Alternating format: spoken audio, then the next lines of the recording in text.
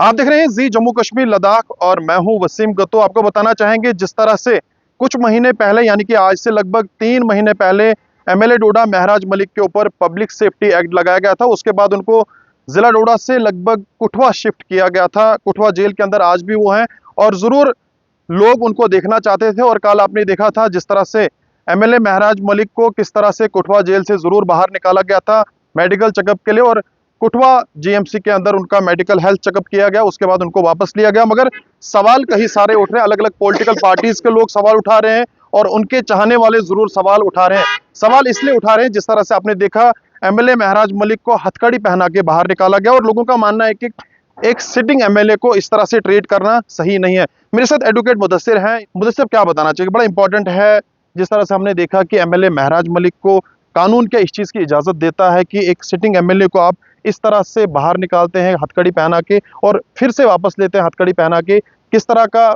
Message होगा और क्या बताना चाहेंगे?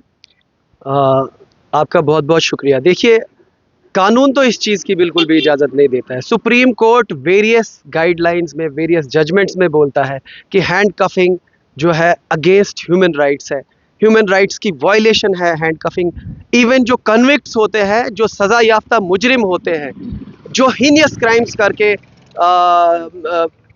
अरेस्ट हुए होते हैं, उनको भी हैंड कफिंग अलाउड नहीं है। अगर हैंड कफिंग अलाउड है तो मैं इन अथॉरिटीज़ से, इन पुलिस अथॉरिटीज़ से जो पब्लिकली परेड कर रहे थे एमएलए महराज मलिक को पब्लिक डोमेन में, अगर अलाउड है तो आप मजिस्ट्रेट के सामने इसको हैंडकफ करके लेके जाइए। फिर मैं देखता हूं आप किस हद तक हैंडकफ करके, अगर आपकी वर्दी उसी वक्त नहीं उतर गई, अगर मजिस्ट्रेट ने आपके स्टार्स उसी वक्त नहीं उतार दिए, तो हम वकालत करना छोड़ देंगे।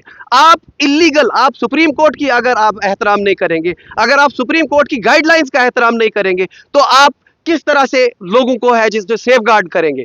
एक एमएलए कोई क्रिमिनल नहीं था, कोई गैंगस्टर नहीं था, इस तरह से आगे पीछे पुलिस के एहलकारान जैसे कोई टेररिस्ट था, इस तरह से उसको जो है पब्लिकली परेड कराया जा रहा था। मेडिकल एग्जामिनेशन थी, आपको कड़ी लगाने की क्या जरूरत थी?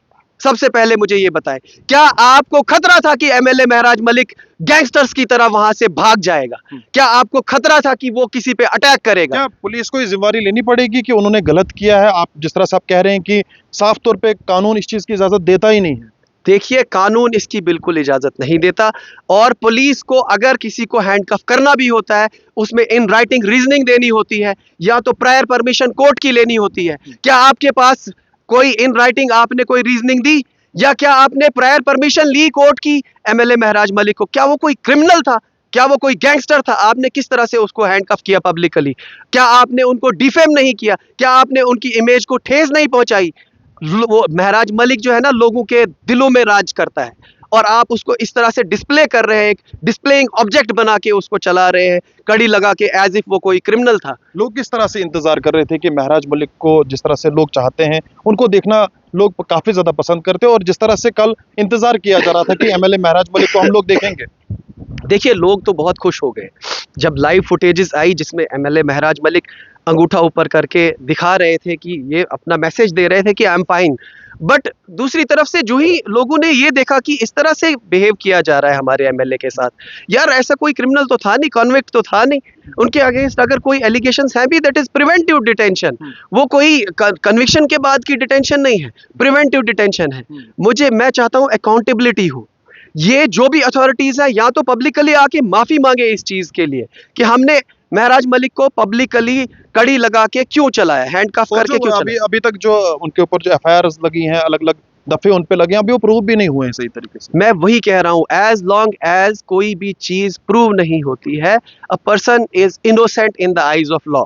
जब तक कोर्ट फैसला नहीं देता, तब तक कोई भी इंसान वो इनोसेंट होता है। और दूसरी बात, इनके ऊपर जितने भी क्रिमिनल चार्जेस हैं, आप देख लीजिएगा, 17-18, कल तो एक्विट भी हो गए भदरवा में, 3-4 केसेस में जो है एक्विट भी हो गए। और आप खुद ही देख लें, वो जितने भी चार्जेस हैं सारे के सारे झूठे हैं। जब भी कोई गवर्नमेंट एम्प्लॉय फंसता है, कोई काम करना चाहता है, रिश्वतखोरी करना चाहता है, एमएलए महराज मलिक दीवार बन के बीच में खड़ा हो जाता था, कहता था मैं आपको ये इलीगल काम नहीं करने दूंगा।